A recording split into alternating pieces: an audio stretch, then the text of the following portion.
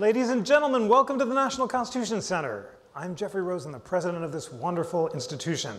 We have here some distinguished guests who have not been here before, and therefore it is important that together we recite our inspiring mantra so that they will be buoyed up for the rigorous tasks ahead of them. Ladies and gentlemen, the National Constitution Center is the only institution in America chartered by Congress to disseminate information about the US Constitution on a nonpartisan basis. It was so inspiring. Wasn't that a wonderful job? It was fabulous, it really was. We could do an encore, in fact.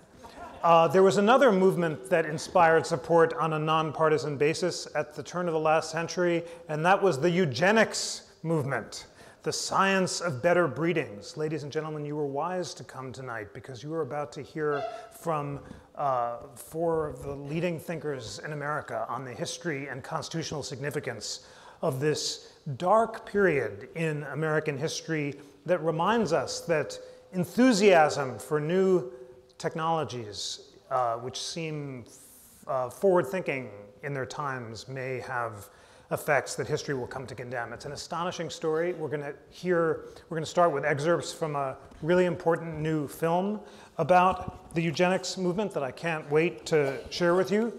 And then we will hear from the producer of that film and three of America's leading legal scholars and historians about the eugenics movement. I must tell you, friends, that just today I saw an advanced tour of the new Civil War and Reconstruction Gallery, which is opening next week. It is so thrilling.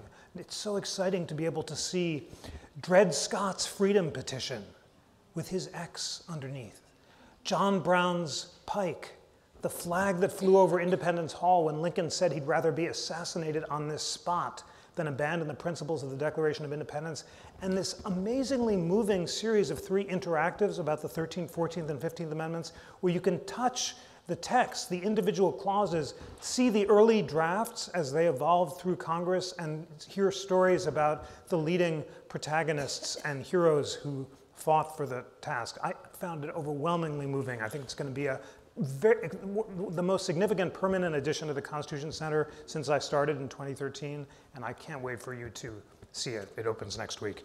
And then we've got a great series of panels with Reconstruction historians on May 20th, and lots of other phenomenal programs to end the Town Hall series. So before we begin the movie, I want to thank Mary Morgan and Andrew Kimbrell and Paragon Media, who shared their very important film, A Dangerous Idea, with us. We're about to see excerpts from the film, and then we will discuss them. Thank you so much.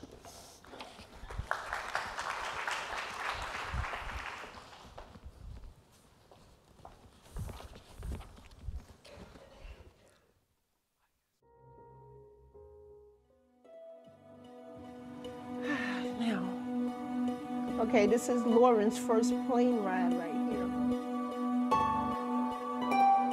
We was raised in a very rural area of North Carolina where there was hardly jobs or any work, and the only form of work that was there was farming. We used to go and pick cotton or potatoes or beans or something like that. Instead of us being in school, sometimes we had to be in the field. I remember, my hair was unkempt. I used to wear the same thing over and over and over to school at least 3 times a week. I was really an unkempt little girl. Like many people growing up in North Carolina in the 50s and 60s, Elaine Riddick Jesse never had the real opportunity she'd been guaranteed as an American citizen. Her fate was bound up with a state built on a system of segregation and Jim Crow laws. The Windfall community suffered in extreme poverty. Elaine watched her parents' marriage fall apart, eventually leading social workers to send her to live with her grandmother. Then, Elaine's life took another tragic turn. I was a victim of rape. I was molested when I was 13 years old. And the guy that raped me told me if I told anybody that he was going to kill me. So I had to keep it to myself. Eventually, the social worker noticed that Elaine was pregnant, assumed that she was promiscuous, and recommended that Elaine be examined by the state eugenics board. The eugenics board was a board of 5 men that sat around a table, and of course they were white men too. They sat around a table and they just marked the paper. Anybody that the social worker would deem feeble-minded or slow or having a problem, this social worker would come in and say, I want this person sterilized. And boom, they stamped it and that was that. The board was presented with an evaluation from the social worker, who insisted that there was no hope for Elaine, that she got along poorly with other children, and that an IQ test showed that she was feeble-minded. No one asked me, what's wrong? Can I help you? Are you hungry? Are you cold? You know, maybe I'm sick. No one took the time to find out what was the problem. Elaine discovered the board had completely ignored another evaluation they received by a psychologist who said her chief problem was her environment. She was doing above-average work in school, and any difficulties she had getting along with others was likely due to the fact that she was always being bullied by other students and was generally hungry. The board favored the social worker's recommendation. I had my son and I woke up in bandages, not knowing what it was for. They went inside of me and sterilized me without my knowledge because I was Black, poor, and my mother was in a prison. My dad was running around. He was an alcoholic. My mother was an alcoholic. So they automatically assumed that I was going to become an alcoholic. And then, without even my son as a baby, automatically assuming that he was the third generation and that he was going to be an alcoholic also. What they wanted to do was nip it in the bud right then. Stop this family tree. They want to cut the tree down. And I want to know who in the world give these people the right to go and do these sort of things to another human being. You know, even in Germany, Hitler didn't have the right to do this. We're the ones that educated Hitler on this stuff here, sterilization.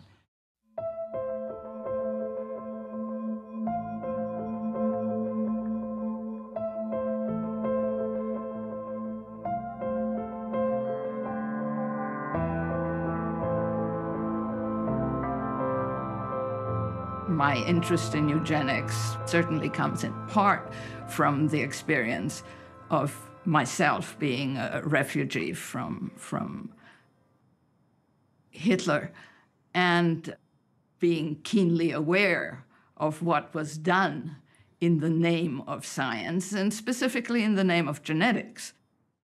But that happened in this country as well, of course, in a certain sense.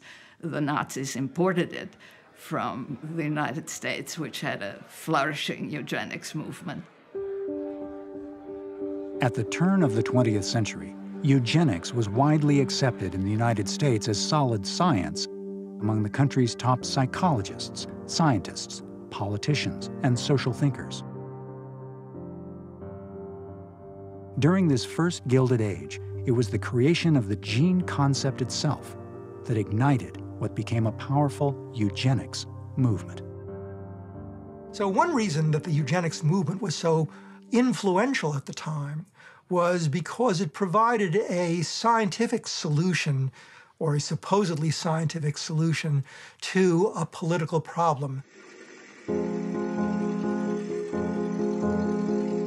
The Gilded Age was the first time in American history in which you had people sitting on top of the entire economy, vast fortunes made on the backs of average people. At the same time, a new wave of immigrants coming into this country with nothing. And our cities became fetid slums in contrast to the extraordinary wealth that the robber barons, as we called them, were enjoying. We were in danger of losing our economy and our democracy. People forget, in 1900, there was no middle class in America. In 1900, there was no weekend in America. There's not one single paid holiday. We had this extreme laissez-faire, social Darwinist reality, and the vast majority of Americans were fighting to change it. People took to the streets, held massive general strikes, demanded better living and working conditions, and an end to laissez-faire, unregulated capitalism. If that's the explanation, then the true way to fix that is to pay higher wages and to give people a better environment in which to live. And it was clear which explanation would be preferable to the captains of capitalist industry in the early 20th century, and that is the biological explanation.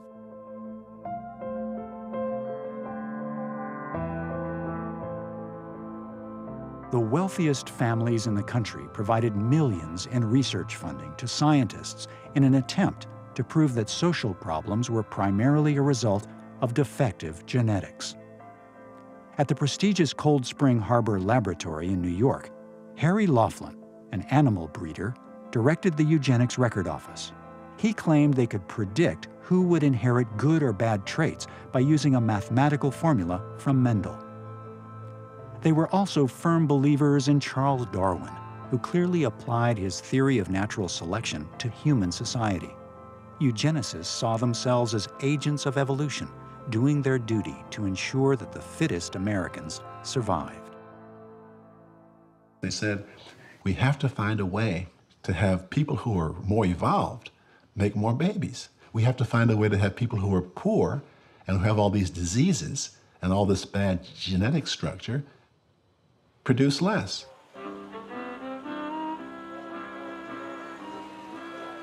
Laughlin organized exhibits in communities across the country to educate the public about eugenics. Families underwent detailed physical and mental examinations as they competed to win the prize for the best heredity.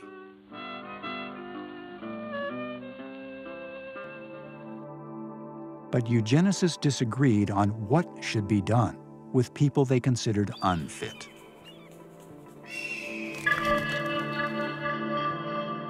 Some argued that laissez-faire economic policies might be severe enough to eliminate so-called defectives from the gene pool.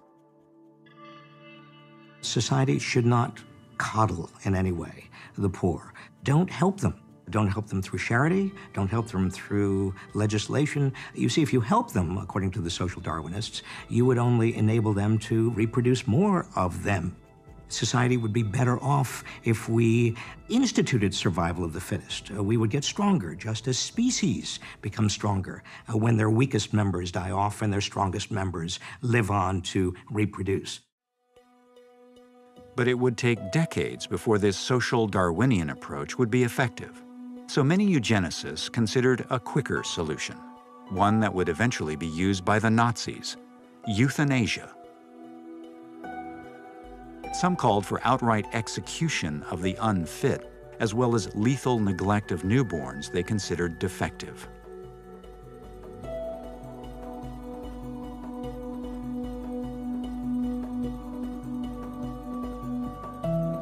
But in the end, they agreed that euthanasia would be used at too dear a moral price. Sterilization was the favored alternative. Biologist Harry Laughlin wrote the model law that North Carolina eventually used to sterilize Elaine Riddick. He called for millions of people he considered defective to be forcibly sterilized, as well as relatives who might be carrying supposed recessive genes for inferior traits.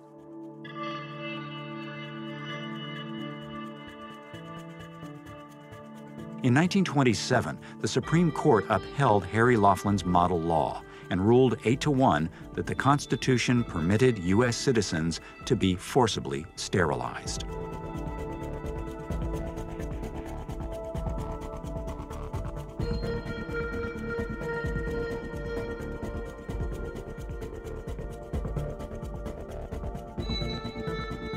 Congress never passed a federal sterilization law, but it's estimated that by the end of World War II, under state laws, at least 80,000 Americans had been forced to undergo hysterectomies, tubal ligation, vasectomies, and castration.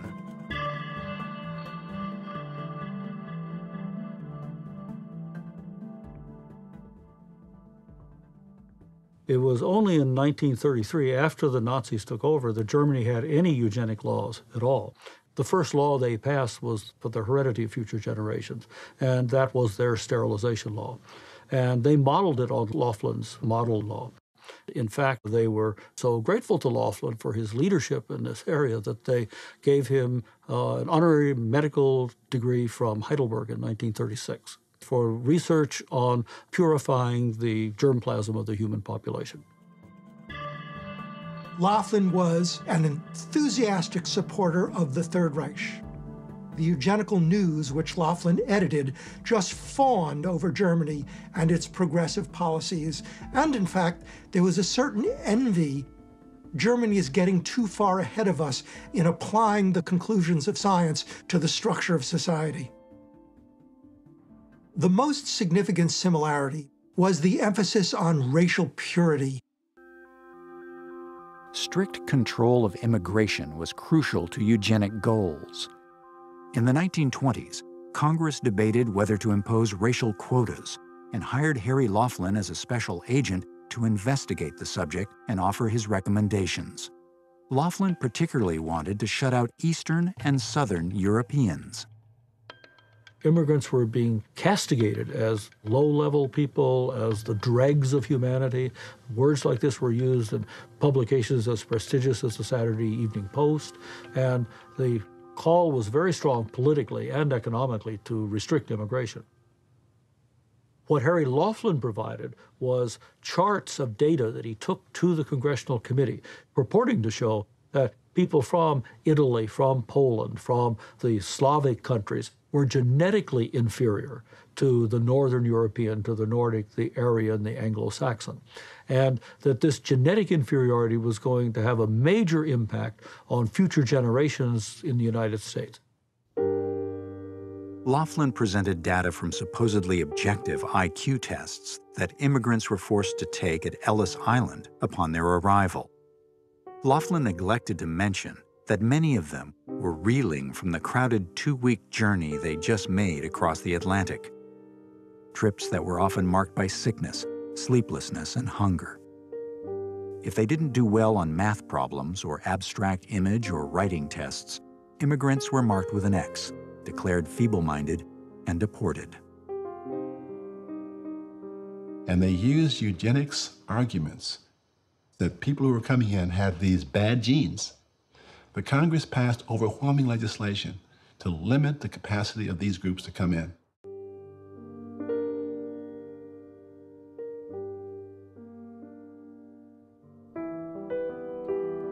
Even when it was clear that Jewish people were being persecuted by the Nazis, they were a central target of the racial quotas and were denied entry into the United States. In some estimates, up to 2 million Jewish immigrants who died in the Holocaust might have escaped their fate if Congress hadn't passed the racist law. In 1939, nearly 1,000 refugees escaped and sailed all the way to Cuba, hoping to eventually enter the United States. They were stranded in the waters off Havana as they awaited news of their fate. Families rowed out to the ship, hoping to get a glimpse of their loved ones. But the Cuban government turned them away, and the White House was silent. The refugees were forced to return to Europe as the Nazis expanded their occupation. The same year, a bill was introduced that would have allowed 20,000 children, most of them Jewish, to come to the United States. Foster families were ready to take them in.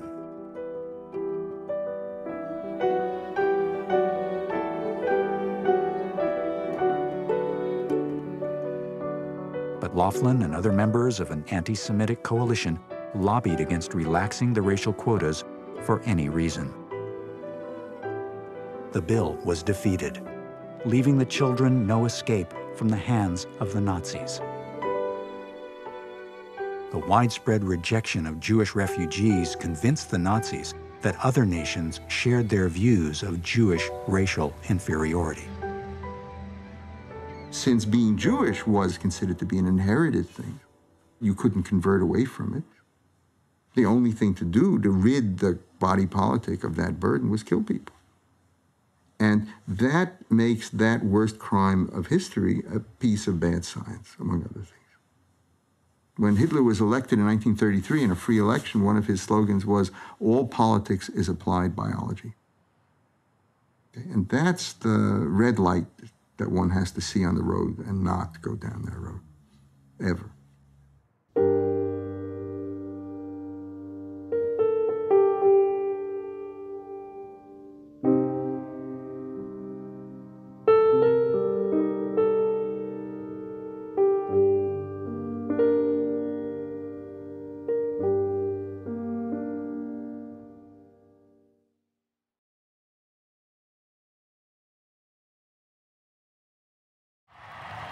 I have no intention of sitting idly by and watching my husband's dream turn into a nightmare.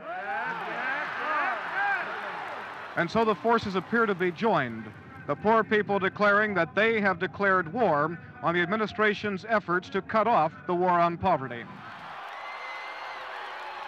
Despite the controversy, the administration was able to move many war on poverty programs out of the Office of Economic Opportunity to other agencies, and cut funding by more than 50%.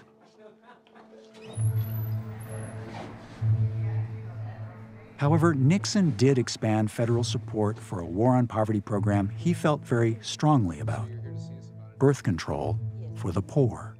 The people in what we call our class control their populations. The people who don't control their families are the people that shouldn't have kids.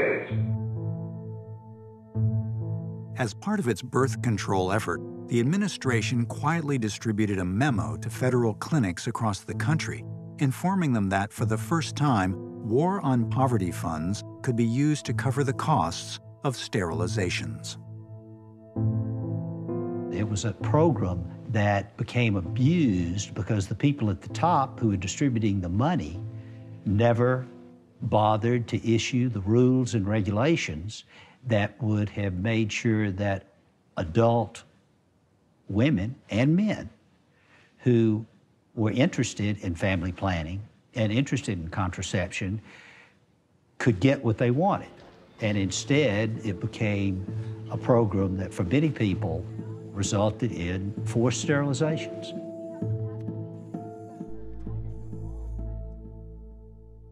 Joseph Levin filed a lawsuit against the Nixon administration after he discovered that two young girls, Minnie Relf, age 14, and Mary Alice Relf, age 12, were sterilized at a clinic in Montgomery, Alabama. At no time prior to the surgery did any physician discuss with the girls or their parents the nature or consequences of the surgery to which Minnie and Mary Alice were about to be subjected. The girl's mother was given a consent form by the doctor. He knew she couldn't read, and clinic workers pressured Minnie to sign a consent form, falsely stating she was 21. Dr. Warren Hearn, working at the War on Poverty, develops these guidelines. And these guidelines say that no one can be sterilized without informed consent and there can be no coercion. So these guidelines actually would have prevented the sterilization of the Relf sisters. But his guidelines were never delivered to the clinics. They were being held up at the White House. I got a call from Dr. Cooper telling me that I must refrain from any contact with the White House or OMB. And I said I was just trying to do my job and find out where the guidelines were. My attempts to find out about them were met with hostility, harassment, attempts at intimidation, and pointed invitations to resign. Finally, he realized they weren't going to distribute them, and so he quit.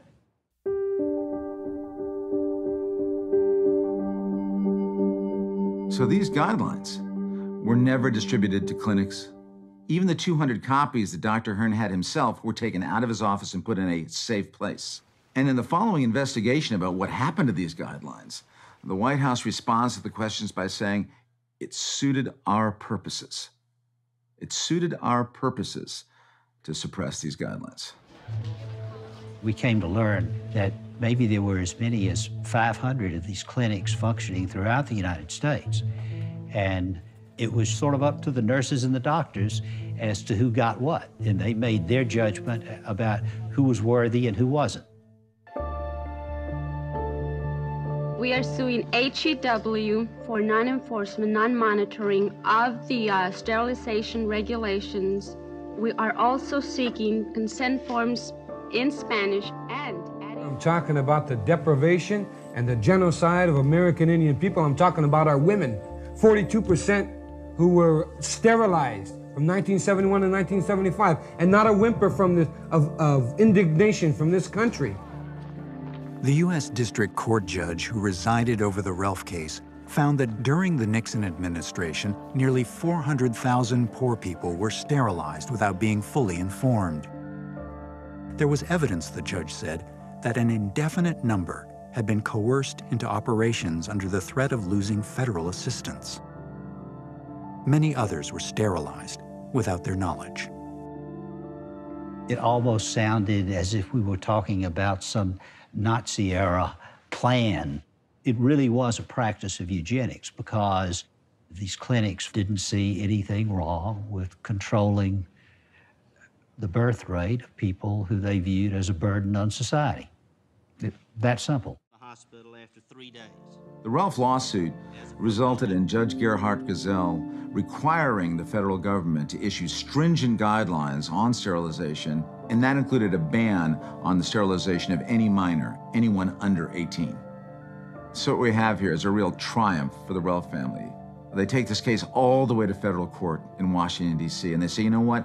This happened to our daughters, but we're not going to let it happen to anybody else's daughter ever again.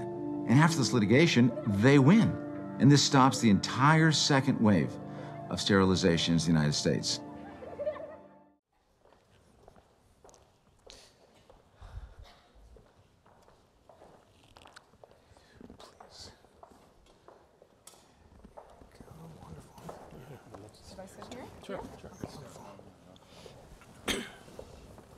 Wow. Well, Andrew, congratulations on that extraordinarily powerful movie, which both conveys with detail the history of the eugenics movement, makes clear the connection to the Nazi horrors, and then, although, ladies and gentlemen, you realize there was a cut in between the part about the Nazi era and the Nixon era, ends with this shocking story that I had not heard about. So tell us about what it was like to discover the Nixon program and how much you contributed to revealing about it, and what you hope the audience will take from learning about it. Yeah, just quickly, the full name of it is A Dangerous Idea, Eugenics, Genetics, and the American Dream. And I'm one of the executive producers. The other is Mary R. Morgan. We are part of this amazing team that put this together. And I'm also co-author with the film's director, Stephanie Welch. So it was a tremendous creative team that put this together. I have written a book on this, Jeffrey, and I did not include the Nixon material. I really found out about it while we were doing this movie. And we didn't intend to make a through line between Hitler and Nixon, but you know, it is what it is, you know, as far as the sterilization is concerned. So it really was shocking because we always talk about that 80,000, you know, that were the victims of that first wave that goes up to about World War II a little bit afterwards. This, we're talking about 400,000.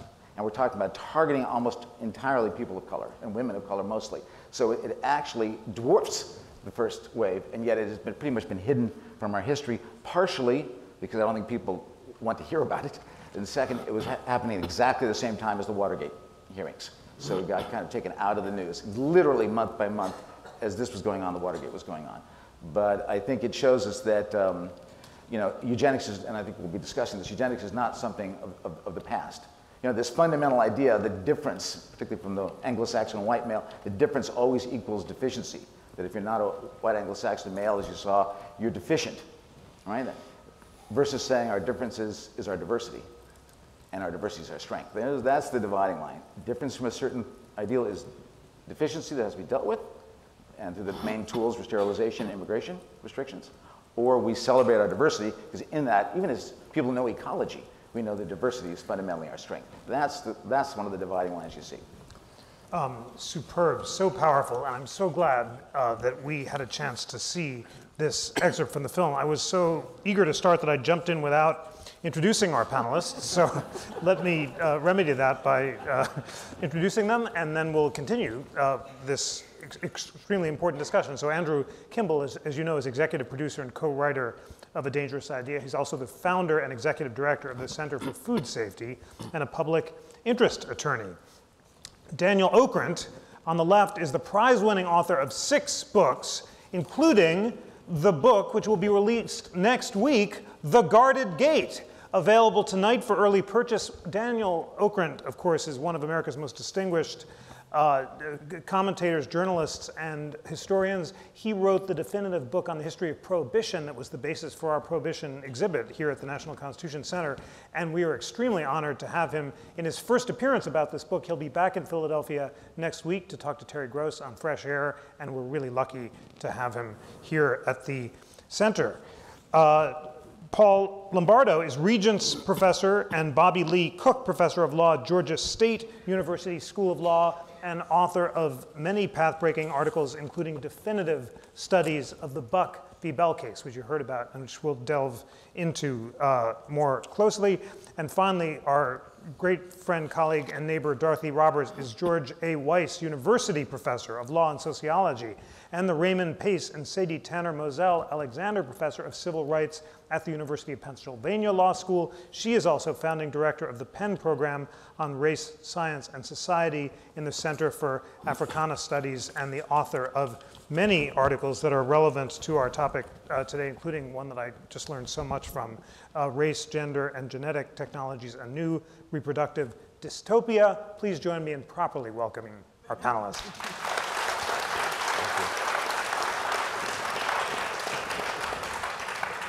Let's begin at the beginning, as the movie did.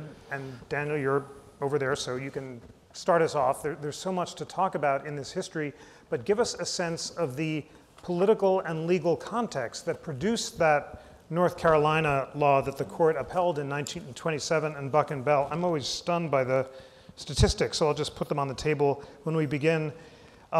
Legislatures in 16 states between 1907 and 1933 passed laws authorizing the sterilization of defective people, defined loosely as idiots and imbeciles. During the next 5 years, 7 of the state sterilization laws were challenged as unconstitutional by opponents of eugenics, and lower courts struck all 7 of them down on the grounds that they were cruel or unusual punishment, or they violated the equal protection by allowing sterilization of people in state institutions but not others, or that they violated the due process rights, as we saw about those remarkable sisters who had no opportunity to challenge their designation. Nevertheless, the states continued to pass the laws. 14 more states passed sterilization laws between 23 and 25. The Supreme Court upheld them in the Buck and Bell case, 1927, and then the floodgate was opened, and as many as 13 more states adopted sterilization laws after Buck and Bell, bringing the total to 30. It wasn't until the 1942 Skinner case in the middle of World War II that the Supreme Court began to question these laws, but they remained on the books until, as we saw, the 1980s, and as recently as 1985, the sterilization of the mentally challenge was allowed in 19 states. I hope that wasn't too long an intro, but those statistics are striking. So Daniel, give us a sense, please, of how this remarkable movement started, why it was considered a progressive movement, and how some of the leading lights of American progressivism supported it. Well, I'm going to hand it off to Paul shortly, because this is really his specialty. But I'll go way back, if you don't mind, which is to say, to the publication of Origin of the Species in 1859 and the Darwinian Revolution, which changes the nature of the way that science is perceived, particularly in the UK, and then it spreads to the US as well. It is the first real challenge to what has come to be known as the creationist view of our origins. And it subtly buried within this revolutionary and, as we know, absolutely valid notion is the idea that we're not all derived from the same people. We're not all derived from Adam and Eve. And if we're not derived from Adam and Eve and we're not related, some of us are better than others of us. And it was the idea of eugenics itself was something that was formulated by actually a first cousin of Darwin's named Francis Galton, a very interesting and peculiar gentleman scientist of the 19th century who He did studies of, he did a beauty map of England where he figured that the least attractive women in the UK were in Aberdeen, Scotland. He conducted a series of studies called the frequency of fidget, where he would watch people in an audience and he'd note how often they fidgeted and under what circumstances. He did some important things like fingerprinting, statistical analysis. These are all among his creations. In 1883, he named eugenics, and his idea was primarily what came to be known as positive eugenics, which is improving the species by finding the best and having the best breed to the best. An idea that goes back to Plato, obviously. But in his particular case, his first major recommendation was that the UK would find the most talented, handsomest, beautiful, most morally upright young people and match them up in marriages. And there would be a wedding ceremony in Westminster Abbey presided over by Queen Victoria, and then all of these couples, 5,000 couples, would get a certain amount of, I think it was £3,000 a year for life, so they could get busy doing to what needed to be done, making a better England. That's the beginning. It gets distorted. It comes to the US basically around 1900 to 1910 at Cold Spring Harbor. We saw the laboratory there. I think that I'll step aside now and hand the ball off to Paul and catch it later when we get to the immigration aspect. So fascinating. Thank you for that remarkable introduction. So Paul, you've written an acclaimed study of Buck v. Bell, and I must say there are few books that receive the accolades that yours has, but it's been praised as the finest study of Buck v. Bell that exists. And Buck v. Bell is infamous for, as we saw in the movie, Oliver Wendell Holmes's statement, "It's better for all the worlds if we cut the fallopian tubes rather than allowing degenerates to reproduce. 3 generations of imbeciles is enough." 8-1, the only dissenter is Pierce Butler, a Catholic. Tell us about why the case was 8-1. And these are progressives from my hero, Louis Brandeis, is joining this decision. Another hero, Chief Justice Taft, who, as Daniel writes in his book, vetoed a 1913 immigration bill because he was pro-immigration, but nevertheless saw the case as constitutionally uncontroversial, set the stage, the legal stage for why this was an 8-1 decision, why Butler dissented, and what else we should make of the Buck v. Bell case. Well, I'll start with Carrie Buck. Carrie Buck is the main character in this drama. Carrie is a 17-year-old girl in Charlottesville, Virginia. She finds herself in the unfortunate position of being pregnant. The baby's father has disappeared. She is turned out by her foster parents. Her own mother is nowhere to be found. And she eventually, very quickly, is sent to the Virginia colony for the epileptic and the feeble-minded down in Amherst, Virginia, just south of Charlottesville. She meets her mother there. She finds that she's also been committed. Carrie is designated, as her mother was, as being feeble-minded, being sexually promiscuous. You'll see a pattern here as these cases come around. Being someone who couldn't control herself and who would have children just like herself. She was called a moral degenerate because she did have that baby and she wasn't married. And then a Red Cross nurse visiting sees the baby and reports back, there's something peculiar about it. I don't know what it is, but there's something not right there. And based on those observations on Carrie's situation and her mother's being there at the colony near Lynchburg, she is chosen to be the test case for a brand new law which goes into effect just as she arrives in the summer of 1924.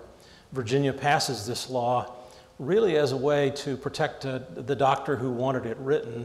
He had been sterilizing people for years, but got sued, didn't like that, wanted immunity, wanted to be able to do what he thought was right, particularly to get those women off the streets, people like Carrie Buck and her mother.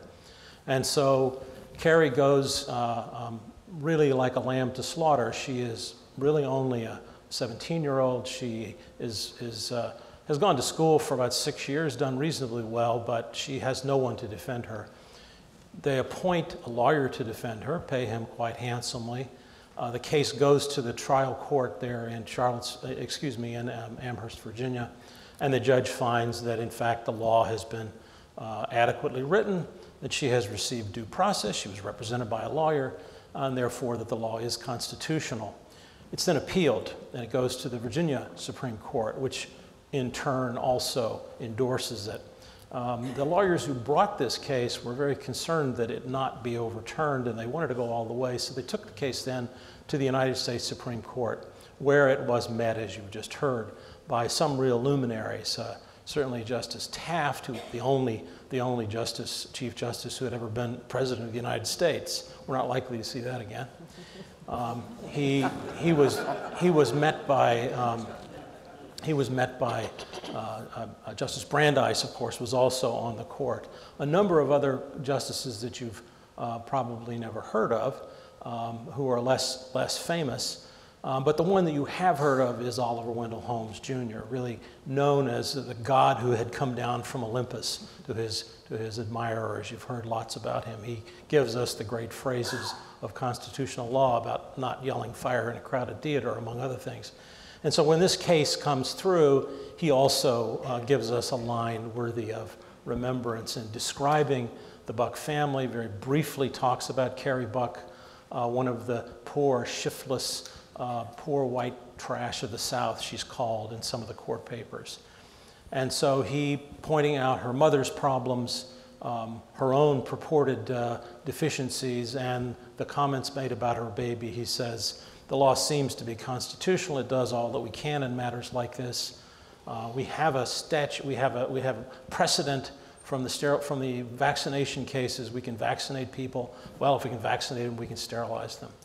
And he draws a line under all that and says of the Buck family, 3 generations of imbeciles are enough. And so Carrie becomes the first person of some 8,000 who were sterilized there in Virginia, and as you've already heard, thousands more around the country, all the way up until the 1980s. We were talking about that it's just, before the president, it's just remarkable. The 1905 vaccination case, right, Jacobson versus Massachusetts, the right that was being violated there, that the police power of the state was held to be sufficient to ensure the welfare of the community, you need to be vaccinated for smallpox in those days, right? But your complaint was, that's an error because I don't want to be vaccinated. That was what its issue. But Oliver Wendell Holmes felt that that was legally equivalent to having your basic right of procreation taken away in one sentence is, Paul, you said it may be the most extraordinary anomaly in Supreme Court history, that he would make that association. But it didn't seem to have any difficulty making the leap between vaccination and sterilization, and even less difficulty justifying the fact that this was really attacking what later became known as a fundamental right.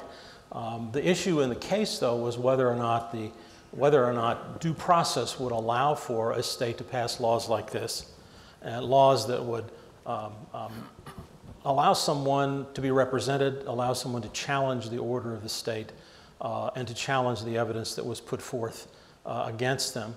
Holmes says that's what laws are supposed to do. We execute people, we send them off to war, people die.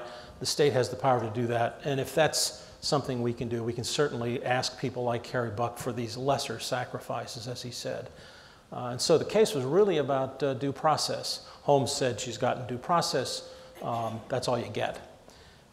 The case has many more turns in it, which I won't burden you with now, but it was a sham.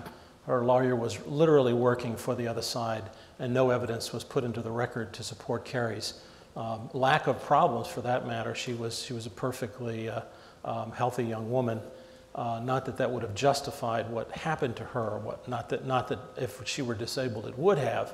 Nevertheless, this case was a fraud. Dorothy Roberts, if I could, Holmes was an enthusiastic eugenicist, and after the case came down, he went back and wrote to his friend Harold Lasky, "This morning I upheld the law mandating the sterilization of imbeciles. Nothing I've done all week has given me so much pleasure." Right. On the other hand, it was an 8-to-1 case. It was constitutionally uncontroversial. The court hadn't yet recognized a right of autonomy. It took the 40s to bring that about.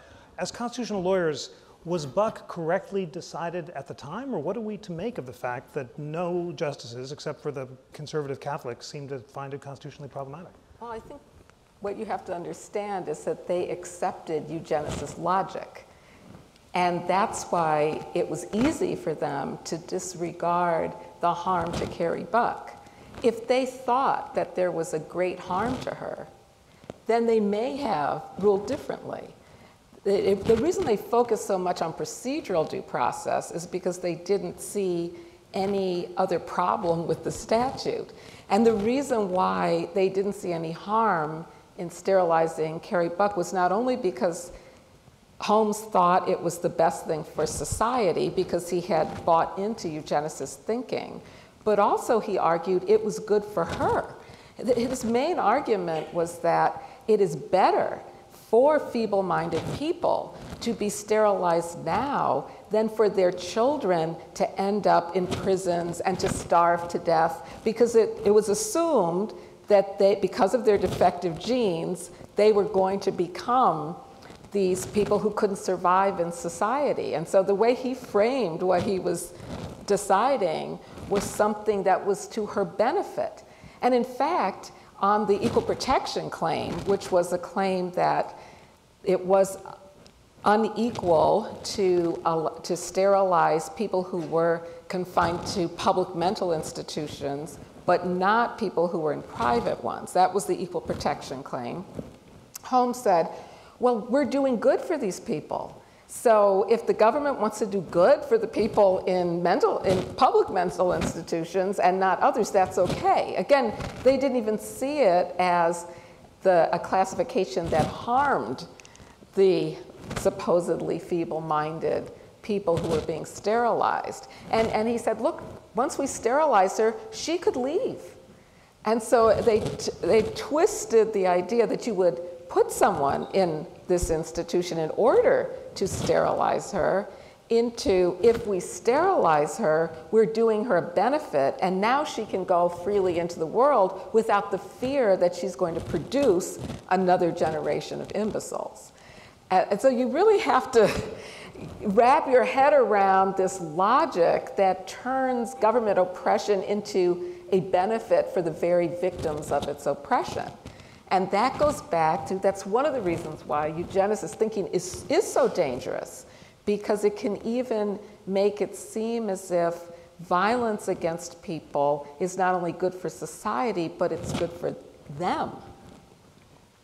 That's a very vivid way of putting us in the shoes of these progressives and helping us see how a law that seems to us the greatest of all constitutional dignities would be uncontroversial to them. And you remind us that if you accept that logic, you almost do need some notion of a fundamental right to personal autonomy in order to resist the law, and that just was not part of the doctrine at the time. Yes, that's right. I don't think that's an excuse, though, because it could have been an opportunity to create it in that case. So yes. That's not, it could be that the court would have decided that even though the state had the police power to impose vaccinations, that this wasn't the same as just forcing someone to undergo a vaccination. So there would be ways of distinguishing it.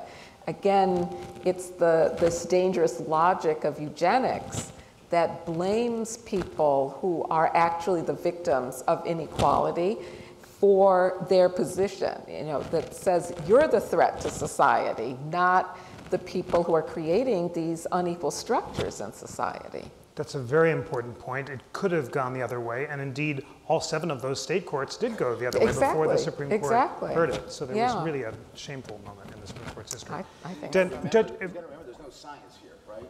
They don't say in Buck v. Bell, right? They don't say, here's the science, here's the molecular biology, here's what we know. They go, experience. This is the term they use. Experience teaches us that this must be hereditary. Remember, this is 1927.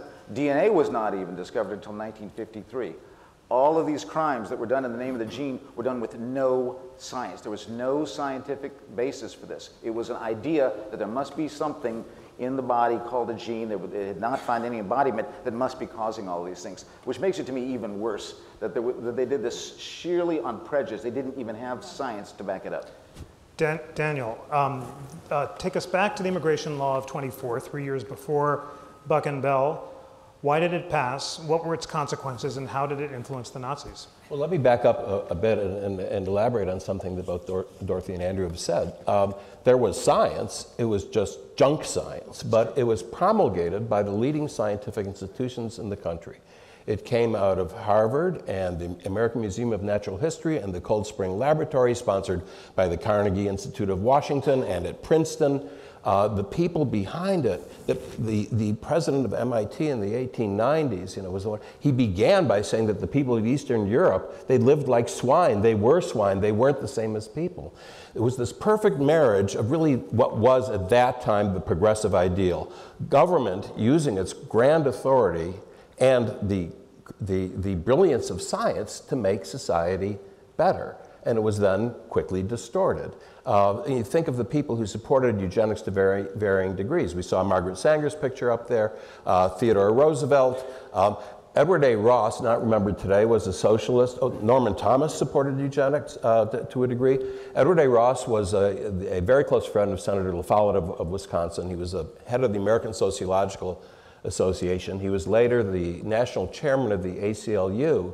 And he said at one point about the Slavic people that they will endure conditions that a white man could not survive. And it was this notion of a separateness of certain racial groups that led to the immigration law. I jumped way ahead.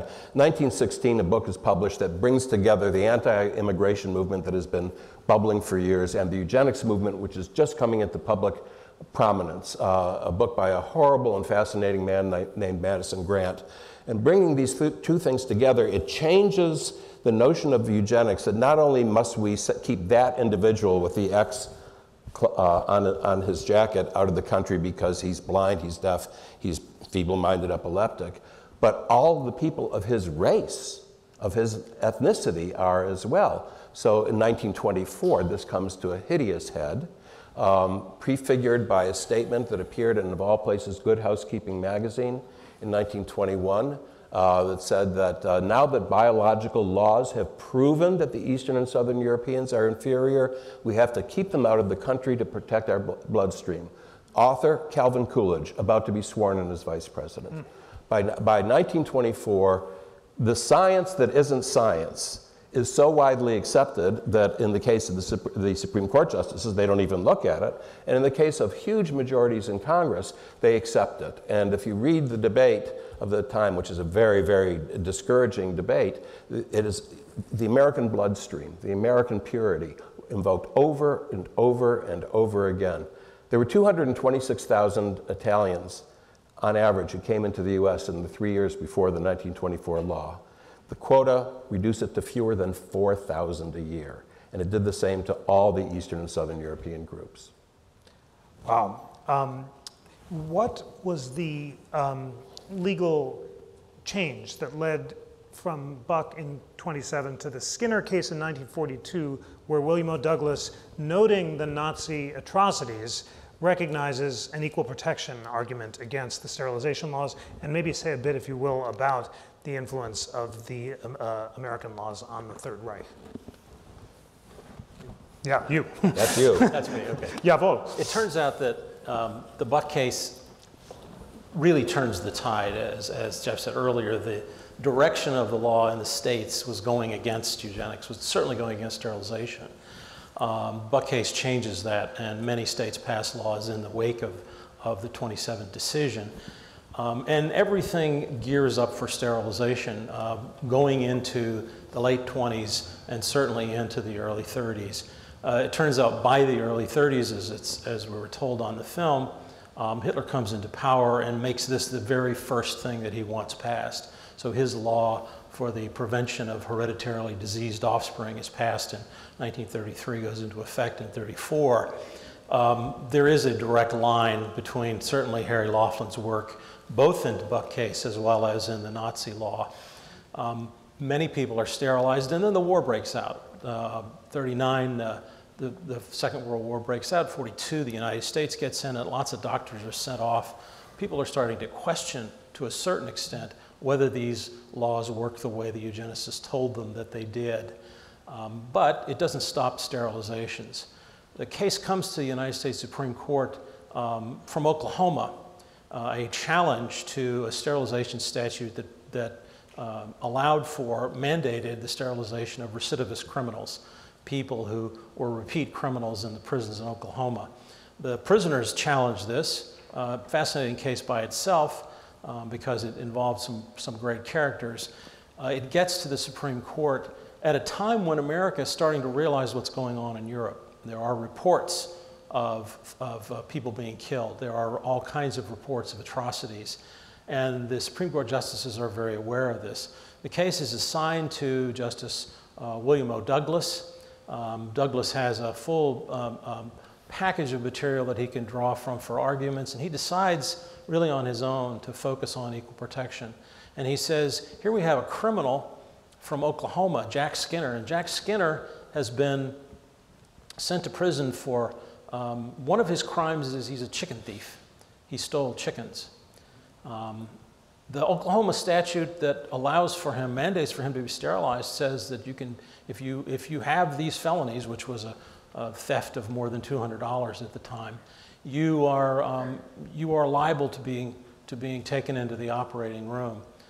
Jack Skinner's lawyer opposed that and pointed out that there were gaps in the law. There were exceptions. If you violated prohibition, that didn't count. You could still drink. If you were an embezzler, that didn't count. If you had committed some kind of political crime like bribery, well, that didn't count either. So there were certain crimes that were penalized with sterilization and others not. And Justice Douglas seized on that point and said, what is it that's different from being a thief and stealing a chicken and being a clerk and sticking your hand in the till in the bank? He said there's no logic in science or for that matter, jurisprudence to make that distinction. The thief in the bank goes free, the chicken thief is sterilized. This is not fair. This is a violation of equal protection. The undertone of the case court really was echoing what was going on in Europe, echoing the notion and this comes up in one of the concurring opinions, echoing the idea that unequal application of the law based on class was also something that these sterilization laws violated. And so the Skinner case strikes down the issue of sterilizing people in prison while it leaves on the table the idea that feeble-mindedness, as they say, is different. And the Buck case is never overturned for that reason. Dorothy, in that sense, was Skinner decided as persuasively as it might have been? After all, the law does distinguish between different types of crimes. Should it have found an autonomy right instead? And how does it fare in retrospect? Well, Douglas does have in dictum a statement that procreation is one of the basic civil rights of man. And he also points out that in certain government hands, sterilization could wipe out an entire race of people. That's not the basis of the holding, because he does not hold that this violates the substantive due process fundamental right to have children, and therefore doesn't overturn Buck versus Bell, but it's got great language in it, at least, of this recognition of the importance of procreation and the political weapon that can be used against whole groups of people by deeming them inferior and appropriate subjects of state sterilization. So there's good, strong language in it. Of course, it's good that the court struck down this obviously biased law, but it could have been a stronger case if the court explicitly struck down Buck v. Bell on grounds that eugenics sterilization violates a fundamental right of human beings to have children. That would have been a different kind of case and would have been a stronger basis for challenging other grounds for which the state continued then to sterilize people against their will. And of course, it wasn't until, as you suggest, it wasn't until later, until the 60s in the cases like Griswold versus Connecticut, that the court begins to recognize a fundamental right to procreation, which culminates in the line of cases that include Roe versus Wade. Right, right. Mm-hmm. Andrew, the court strikes down the sterilization law in 1942, but as the film shows so vividly, sterilization continued. The Nixon story is shocking and not well known, but many of us did know that sterilization laws remained on the books until 1985, if not longer. So tell us about what happened from the 40s through the 80s and how all of this continued under the radar screen.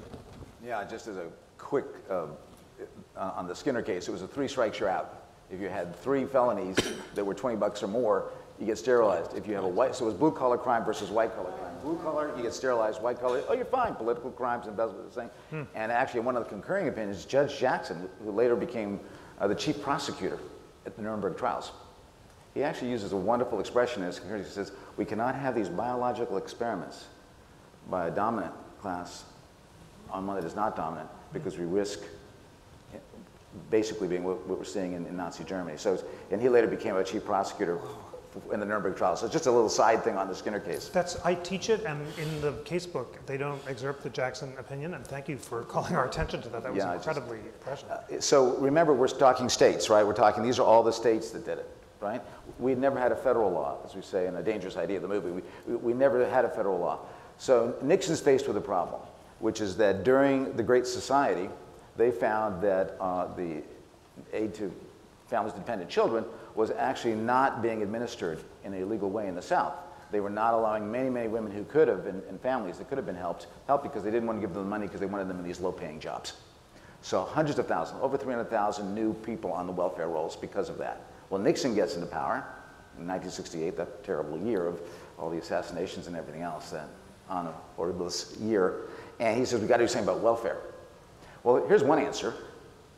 Take women who are on welfare, whether they be Native American communities or African Americans, and say, unless you stop having babies, you're not going to get your welfare check. So for their very first time, they say, as you saw in the movie, listen, we're going to be using these funds to sterilize people. And then we see coercion. We see people who are not having informed consent, and people are actually against it. Well, this is the first federal sterilization, not state now, federal. And it goes across the country, and the guidelines that Dr. Hearn, that actually would have prevented the great abuses, were actually held back by the White House. We don't know what their purposes were, but they just said our purposes. Election was coming up, were they afraid of that? We don't know, but it's because they didn't go out. The Southern Poverty Law Center, by the way, got a hold of this case, and they actually filed the litigation. When they filed the litigation, there were no regulations yet. They were still being in that warehouse. So all of the first questions they asked were questions of due process. They're constitutional questions. Well, Caspar Weinberger, who then was head of Health and Human Services, he says, oh, we don't want to do the constitutional questions. That could overturn Buck v. Bell, by the way. Then we could really get into some serious trouble, right? So he says they quickly get these, sort of ad hoc regulations in place. Nowhere near as good as the first ones. So then the case doesn't become about the constitutional questions. It becomes about the adequacy of the regulations. See how you switch it from these big questions to whether Weinberger's, and of course Gerhard Gesell, in DC District Court says these regulations are terrible. These regulations don't really protect anybody. You're not going to be able to spend a single dollar more until you give me good regulations. And it took a couple years, but finally those regulations came into place. So again, these constitutional questions that would have overturned Buck v. Bell never were dealt with by the court. The court said, I don't have to deal with those because I can just deal with this by dealing with these regulations. And the final regulations did, thankfully, say no minors, no people that, because of any particular type being mentally challenged, they can't be sterilized at all, and had fairly strict consent requirements for adults because of that Ralph case. It's stunning. You could teach a course, of course, on Nixon and the Constitution, but you've given us an entire new seminar week to emphasize. I wrote a book on this about 25 years ago. I didn't even include the Nixon. I didn't include it because I wasn't even aware of it. It was only in making this movie that the team became aware of this, and it's really shocking that it's not better known. Saving Buck v. Bell is a remarkable ambition of the administration. Paul, you wanted to jump in? Well, I'm not so sure that had the Supreme Court dealt with this in Ralph versus Weinberger, which was 74, it didn't get to the Supreme Court, but had it gotten there, Roe versus Wade was in 73. I'm not sure that the Roe court would have been any happier with overturning Buck than anyone else was, because in fact Buck is last cited in a footnote in Roe versus Wade as being one of the exceptions to the general rule of reproductive freedom. Before, Dan, you end the book around the 1930s and around the Holocaust, and this is Holocaust Remembrance Day as it happens. So before we end too much in the present, I'd like you to tell us what else you want us to know about the influence of the eugenics movement on the Third Reich, the surprising stories you found about enthusiasts for the movements, including the celebrated editor Maxwell Perkins, and what else we should know about this really shameful period of history? Just briefly on Perkins, how many people here know the name Maxwell Perkins? The most celebrated publisher in American history, the editor who brought Fitzgerald, Hemingway, Thomas Wolfe, and so many others to the world's attention. Perkins graduates from Harvard in 1907, and his first job is working in a settlement house in Boston, teaching English to Russian and Polish, largely Jewish immigrants. He then finds his way to New York, gets hired at Scribner on the recommendation of one of his Harvard professors, who says to Charles Scribner, "I knew all 4 of his grandparents." End of recommendation, hired. In 1916, Maxwell Perkins is handed this manuscript by Madison Grant, the man I mentioned before as being so peculiar and so wonderfully interesting. And he edits the book called The Passing of the Great Race. The key paragraph in that book says that the marriage between any two different of the European ethnic groups will always revert to the lower. So if a Nordic marries an Alpine, the child will be Alpine. If an Alpine marries the disgraceful Mediterraneans, the child will be a Mediterranean. And the marriage between any of the 3 European groups and a Jew produces a Jew. This was really kind of the key moment in the merger of the anti-immigration movement and the eugenics movement. And it became so broadly accepted. The people, I mentioned Coolidge's article before, it was accepted science by all but a very few people who did speak out about it, primarily the anthropologist Franz Boas, but they were ignored because the credentials, that was another part of the progressive movement. Credentials meant so damn much, and the credentials were there. Perkins went on to publish many such books. In Scott Berg's prize-winning biography of Maxwell Perkins, this isn't mentioned, not a word of it. It's history that, like so much that's been discussed, so much of what Andrew's shown, just gets shoved under the carpet, the people who were involved in doing this sort of thing.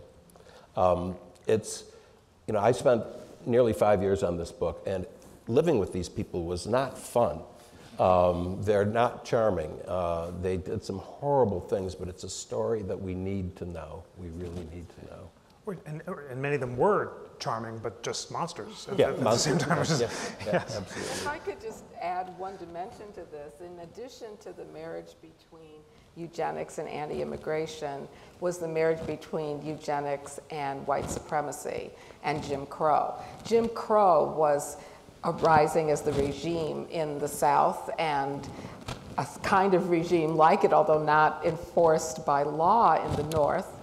And in 1924, when Virginia passed the law we've been talking about in Buck versus Bell, on the very same day, it passed the Racial Integrity Act that barred white people from marrying anybody other than a white person. And that kind of hierarchy you mentioned, at the very bottom of it was black people. So if any of those white people married a black person, that was the worst crime. That would be the mongrelization of the white race. And so it's really, really important to see how eugenicists that were enforcing policies that were supposed to improve society by keeping certain people from having children were arm in arm with white supremacists who were also enforcing policies to keep a pure white race, and which was of course linked to keeping black people separate from white people. And talking about US Supreme Court cases, the latest one, even after Skinner versus Oklahoma, was Loving versus Virginia, which the US Supreme Court didn't hold until 1967, was when it finally struck down bans on interracial marriage. And so that's even later. The hesitation of the US Supreme Court to touch interracial marriage is evident in correspondence among the judges and also in the litigation strategies, because Southerners were so averse to the mixing of the races. And so I just want everybody to see these connections between anti-immigration, eugenics, and white supremacy, all of which we can see in politics today as well.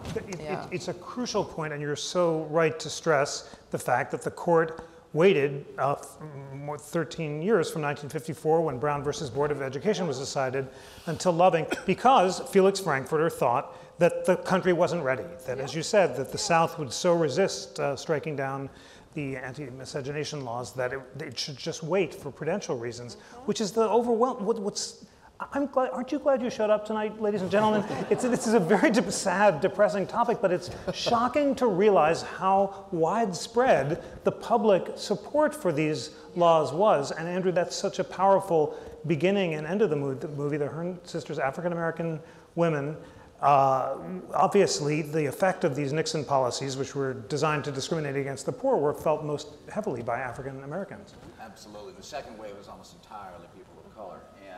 And purposeful in order to deal with this welfare problem, which is the first thing Nixon said that he was going to deal with. And by the way, and Dan will correct me if I'm wrong, they didn't actually bring in a new immigration law that actually got rid of the quotas, I believe, until 1965. I think that was during 1965. Johnson. 65. So it was 41 years. It was the law of the land. So it's not just the Supreme Court. It's Congress didn't say this is even after the Holocaust. Said, oh no, we're still going to leave all those quotas in place. And in the movie, we go back, and A Dangerous Idea, we go back and we say, you know what, this is not just 1920s, this goes right back to the founding of this country. This country is supposedly based on all are equal, and getting rid of the biology is destiny of the aristocracy in Europe, of all the other past recorded history of the leaders, royal blood, and your biology determined your social outcome, your social position, even your character, criminal or not. We were supposed to get rid of that. We were supposed to be saying no. But actually, if you look from the very beginning, right, we were biologically, that infected that biological determinism right from the beginning, because we said, white men, right, we get all the rights of citizenship. Oh, you're a woman, biology? Oh, sorry. Many of the most basic aspects of citizenship, including whether you can vote, that didn't happen until August 1920. 1920, okay? And then as far as the slave population or the Native American population, you weren't even people at all because of your biology. Yeah. And before we used genetics and eugenics, we used things like, craniometry to say the skulls of, black people are smaller or Native Americans. Yeah. They used phrenology. They used a lot of other pseudosciences before this pseudoscience of genetic determinism. So this battle between this founding inequality and the dream of equality is this battle that's been going on from the very beginning, this almost 2.5 centuries now of trying to get closer and closer to the dream. And then all these regressive forces who say, no, we're actually pretty okay without founding inequality. That defends us from any kind of political will to get more equality because it's biological. You can't change that. So this is these two forces have been at play for a very long time, with eugenics only being one very large and important, but as we can see in today's politics, only one aspect of this longer effort of equality and trying to fight against this biological determinism, versus saying, hey, we are diverse and we can change our destinies, and everyone should have the opportunity to do that, versus being viewed as biologically inferior and not capable of doing that. It's a powerful distinction of biological determinism versus the ideal that all people are equal and can choose our destinies. And you're right to stress just the dark history throughout the 19th century of these genetic distinctions. And in the Civil War exhibit, you'll see the same heroic Justice John Marshall Harlan, who objected to the segregation laws in Plessy versus Ferguson, the lone dissenter from the court's decision upholding segregation laws in 1896, says, of course, we're not arguing for complete equality. There's a great race over in the Orient. They're known as the Chinese, and we've got to keep them out of America, and the immigration laws don't allow Chinese people in, and that's good because they would really harm American integrity. It just, the mind spins because the history is so unfamiliar, but it's urgently important to learn it. And you're all eager to learn it, and look at all these wonderful questions. And I know our panelists will be as blown away as I always am by the rigor and excellence of the questions from the audience. And here I'm going to just ask, oh, they're so good. Well, the first, oh, you're going to, and we only have, okay. So the first one is, Daniel, I'll ask you, since eugenics was a cornerstone of progressivism, how can we defang the idea that progress is always good, and say more about the fact that the progressive religious denominations, Jewish, Christian, and Protestants, were enthusiastically pro-eugenics? It was only the more conservative denominations that questioned it. I wish I knew the answer to that. What we call progressivism today is a different animal from the progressivism when the word was coined. Progressivism then, which sought to improve society, was profoundly anti-democratic. It was the smart people and the rich people who would decide how to improve society. Margaret Sanger, part of her eugenic campaign was, well, look at these slums. The slums are terrible. If we, give them birth control, then they won't reproduce. It wasn't directed at the women on Park Avenue. So to make the leap from that situation to our current situation is, for me, a difficult one. I think that there is the lesson of always questioning expertise. However, right now I'm really dependent on expertise to keep this planet from burning up. So it's a confused, and as you can see, I'm very confused about it and can't answer your question at all. The right wing were also there. This is a unique bipartisan effort, eugenics, because you had as you were saying, the social Darwinists tended to be, Carnegie, we talked about the Carnegie Endowment. Carnegie actually went to England to get Herbert Spencer and bring him to the United States. So this is this right-wing, laissez-faire, no regulations, don't you touch our businesses. They had their own reasons for getting into this. So it was the progressives said, we're going to clean the slums, we're going to clean the outside, and we're going to clean people's inside.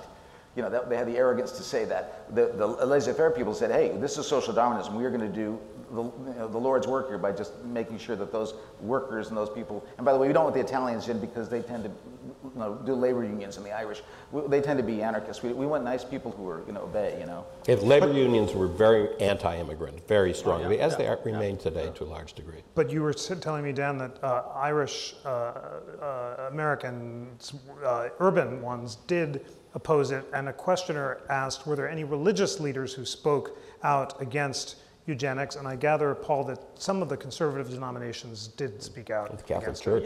This is a very difficult thing to parse in a clean way. There's a series of words here we use that have tremendously broad meanings, progressivism being one of them.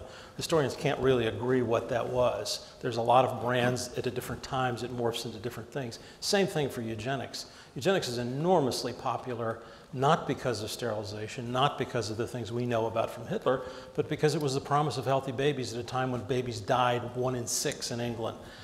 So it's very difficult to wrap your head around what the word meant to average people. But I think that the issue of, was this a left-right thing, was this a Democrat-Republican thing, was this conservatives versus liberals, it's impossible to do that too. I recently finished a piece that identifies by name every person who introduced a bill and every person who sponsored a bill that passed for sterilization, so there are 32 of them, and every governor that signed one or vetoed one.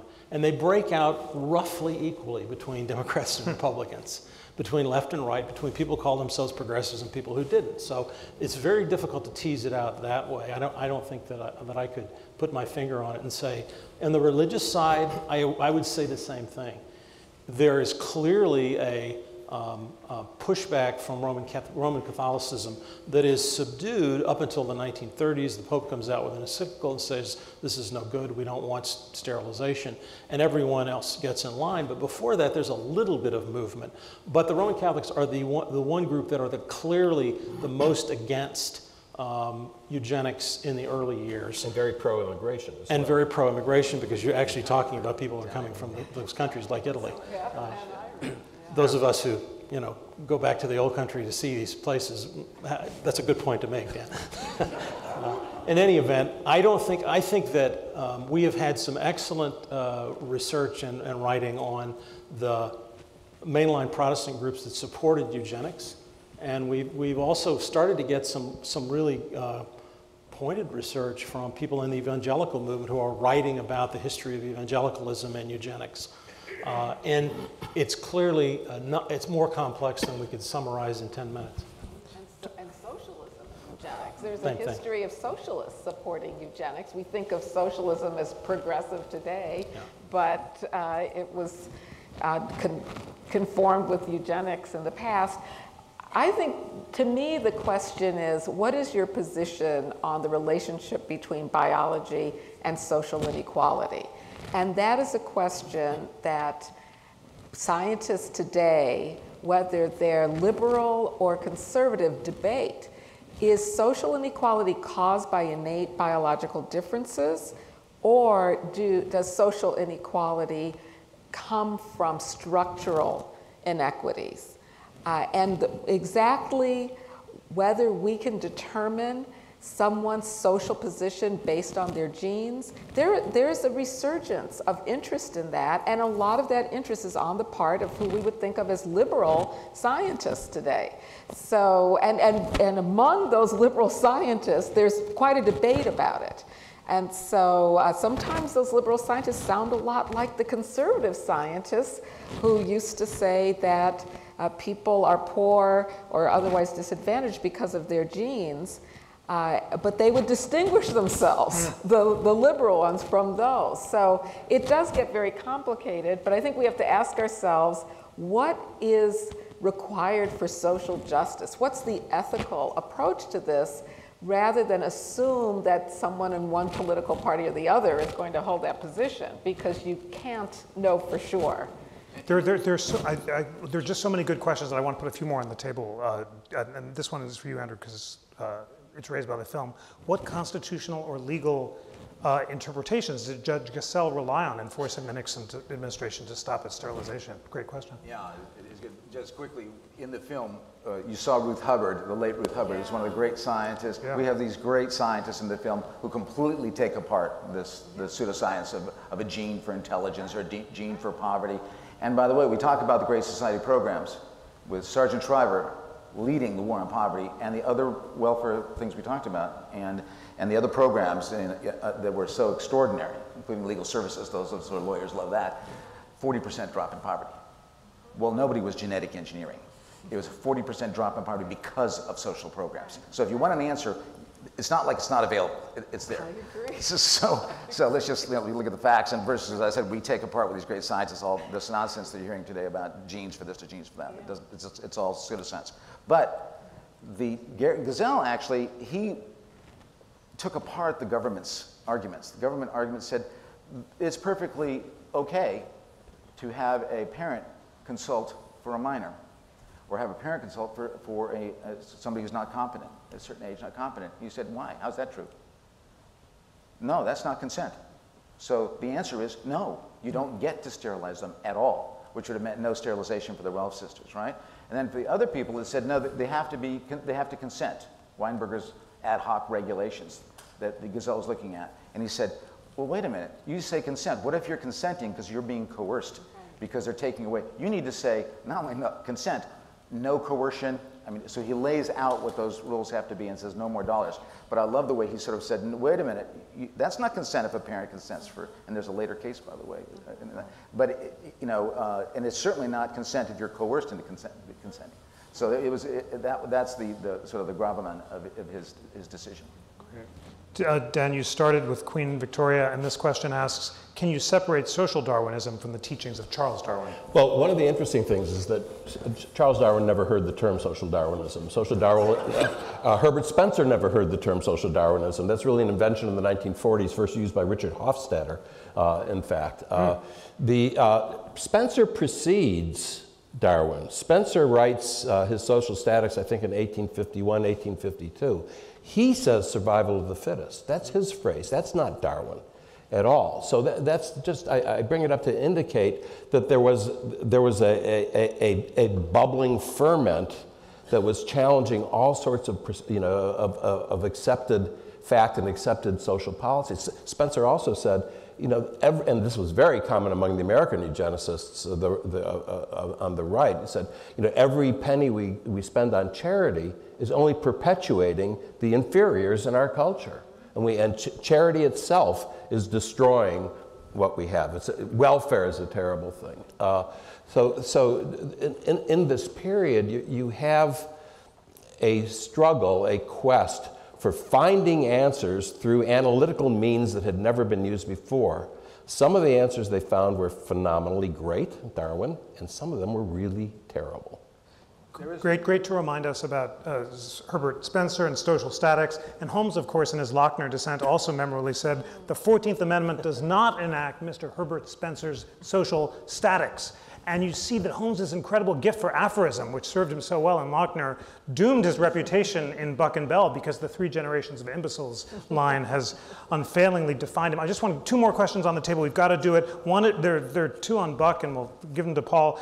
Is Buck the 20th century equivalent of Dred Scott in Supreme Court history, and did Butler dissent because of his Catholicism? I would be happy at putting you know, Dred Scott and Buck in the same Hall of Shame. I think they both qualify in different ways. As to Butler, I mean, I write in my book that Butler's a peculiar character in lots of ways, but the story that I found about him, which I didn't know before I wrote the book, was that Butler had a brother who became quite wealthy and apparently had a child by a servant girl who was in his home, who was spirited away so that nobody would know about it. And when his brother died, Butler, the justice, was the person who was the executor of his will. And all of them, and this hit the newspapers, it became a great scandal, and she was finally paid off and sent away. The most of the money went to the children of Pierce Butler's brother. So that's the only inkling we've ever had of a reason, and I'm not sure what reason there is there. Maybe he felt, you know, we could speculate, but it would only be speculation that he had some soft spot for people like Carrie Buck, who had been raped. And isn't it simple enough to think, just as the Catholic opposition to abortion, is that the state can't interfere in the process of reproduction? It certainly is, except that we don't have any evidence of that either. And it's 1927, not 1931. Oh, you want evidence. You're a law professor. That's true. That's true. All right, we have 1 minute left, and this is a very large question, but it's the subject of Dorothy's paper. So the last word will be to you, and it's the important question: are designer babies the next step of eugenics? Well, I think that if we think of designer babies as being the solution to social problems, it has those same flaws. And also, if we think of what the images of designer babies, what makes a designer baby, what makes a perfect baby, we see the importation of all of these racist and sexist and ableist notions of what is a perfect child. Just look at the pictures. If you Google designer baby, you're going to probably come up with a baby with blonde hair and blue eyes that has some indication they're super smart, they have a high IQ, and they don't have any disabilities. And I think we really have to question, what are we saying when we call that baby the ideal? What are we saying about children that don't meet that ideal? And also, how is that an answer to the problems that we're facing as human beings? What about social change? Will this replace social change? In addition to all the questions of who will have the ability to have autonomy over creating these babies, and who will have the resources, the money to be able to do it. So there's so many questions of inequality and ethics that go into the very concept of a perfect baby that are very much parallel to all the trouble we've been talking about today about the dangerous idea of eugenics. Ladies and gentlemen, the Constitution is not always for the cheerful, but for educating us about this dark but crucially important period in the constitutional history. Please join me in thanking our panelists.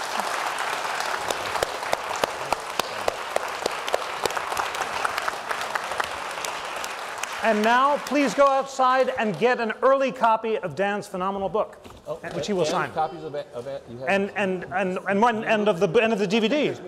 Go buy whatever you can out there and educate yourself some more.